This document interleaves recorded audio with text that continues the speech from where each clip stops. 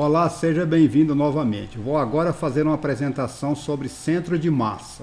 E o centro de massa, eu espero, é alguma coisa bastante intuitiva para você e tem aplicações bastante interessantes. Bem, em termos bem simples, o centro de massa é um ponto. Então, o que nós estamos afirmando aqui é que o centro de massa é um ponto. Deixe-me desenhar um objeto. Vamos dizer que eu tenho um objeto, por exemplo, uma barra retangular. Essa que está desenhada aqui em amarelo. E a pergunta é, onde se encontra o centro de massa dessa barra retangular? Para responder, eu devo saber a definição do centro de massa. Precisamos imaginar que toda a massa dessa barra, desse objeto, desse corpo, esteja concentrada nesse ponto chamado centro de massa. E o que eu quero dizer com isso? Vamos imaginar que o centro de massa do nosso objeto, então, como eu já disse anteriormente, esteja situado nessa posição. E vou dizer para você por que eu estou pegando esse ponto. Ou seja, dado essa barra de forma retangular, por que eu estou escolhendo esse ponto e não esse que aqui está ou esse que está acolá? Porque esse ponto está bastante próximo da posição onde estará o centro de massa. Em uma barra de 10 kg, vamos supor que a massa dessa barra fosse igual a 10 kg. Se eu aplicar uma força de 10 newtons nessa barra, nós já sabemos pela segunda lei de Newton que a aceleração pode ser calculada. Eu gostaria de saber qual a aceleração que essa barra terá se eu aplicar a força no seu centro de massa. E a resposta é a seguinte: se eu imaginar que toda a massa dessa barra esteja concentrada em um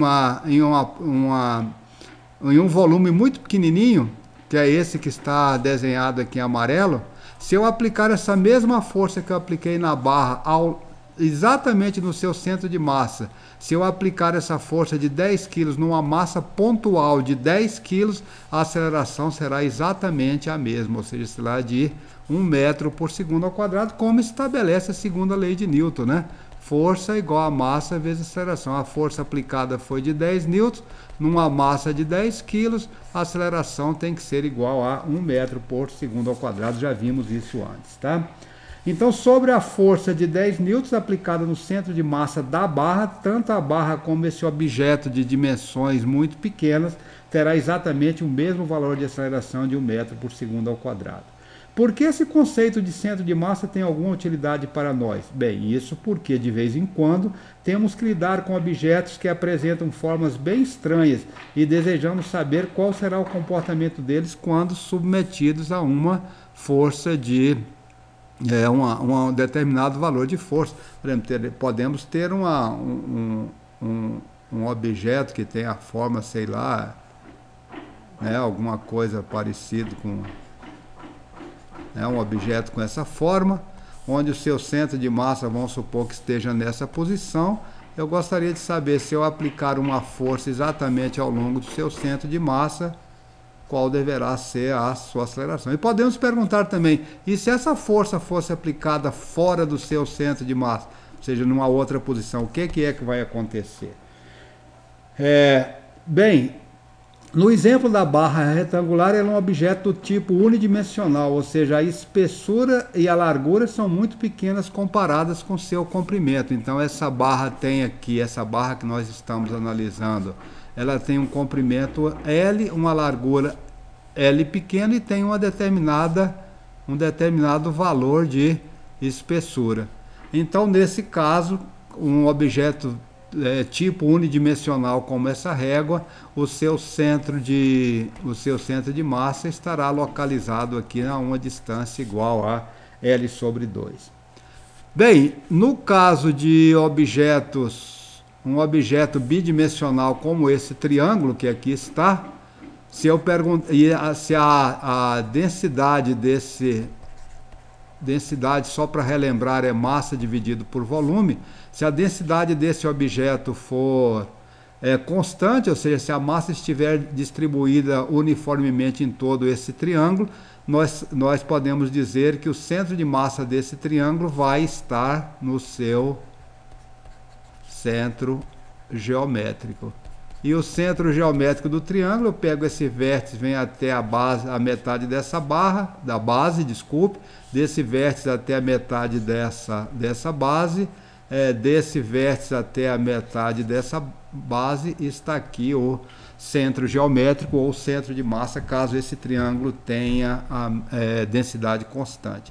No caso desse quadrado, se o lado esquerdo dele, por exemplo, for de um material bastante denso, o chumbo, e o lado direito dele for de um material metálico menos denso, alumínio, onde estará o centro de massa desse objeto?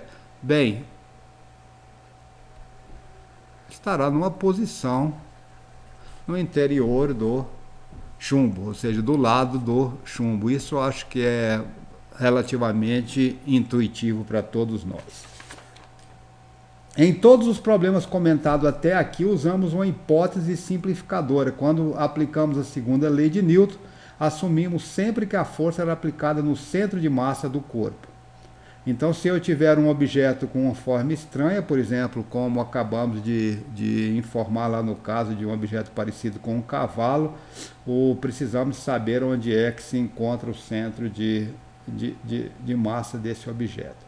Bem, se eu aplicar uma força diretamente no centro de massa do corpo, o objeto irá mover-se na direção dessa força, com aceleração igual a essa força dividido pela massa, como estabelece a segunda lei de Newton. Os problemas que resolvemos sobre as leis de Newton até aqui, imaginamos que isso estava acontecendo.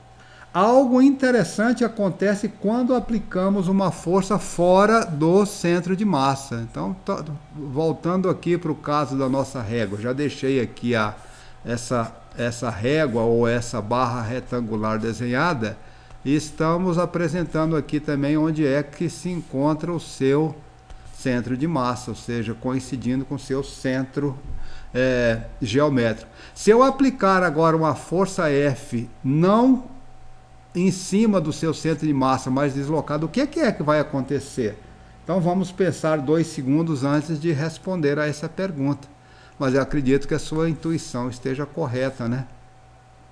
Essa barra vai, sob a ação dessa força aplicada fora do seu centro de massa, vai começar a girar, desde que, obviamente, né, ela tenha liberdade para isso, porque pode ser que essa barra estivesse presa, né, na estrutura, colada, soldada numa determinada estrutura. Mesmo aplicando essa força, a tendência dela era girar em torno do centro de massa, mas estando fixa ou fixada, isso não vai acontecer. Bem, se essa barra ou se essa régua estivesse lá no espaço sideral, né, vamos colocar aqui escolhi aqui uma cor em amarelo, né, estaria lá as estrelas, né, essa barra livre para poder girar, né, lá no... Vamos tirar essa restrição que aqui está e vamos admitir que a barra agora esteja livre para poder girar. Se lá no espaço sideral nós aplicarmos uma força em cima do centro de massa, a régua como um todo vai apresentar um determinado valor de aceleração ao longo da força F, não é isso? Se por outro lado a força for aplicada fora do centro de massa, essa régua vai apresentar um giro, uma rotação em torno do seu centro de massa. Eu poderia estar então empurrando a barra como um todo, aplicando a força no centro de massa, ou colocar essa barra em rotação, fazendo algo diferente. Bem, uma outra aplicação interessante sobre centro de massa está apresentado nesse problema, onde nós temos aqui uma determinada barra. Essa barra tá fixada no chão, ou seja, alguma coisa desse tipo aqui, ó, se você quiser, né? Temos ali essa barra e tem aqui um atleta que quer dar um salto e transpor essa barra. É uma das técnicas que ele pode... Obviamente a gente nunca vê um atleta desse dando um salto e mantendo a sua posição na vertical, ou seja, com a cabeça sempre para cima, né, sempre elevada em relação ao corpo, durante toda a sua trajetória. A gente sabe que ele vai dar uma curvada com o objetivo de fazer o quê? Na hora dele transpor a barra, o seu centro de massa deve estar o mais baixo possível. Então, utilizando esse tipo de técnica, é possível, com a mesma força ou com a mesma energia gasta, tornar o seu salto mais eficiente e executar um salto com melhores resultados. Bem, então são vários exemplos que nós podemos falar sobre o emprego de centro de massa, e isso será utilizado em vídeos futuros. Vejo você no próximo vídeo.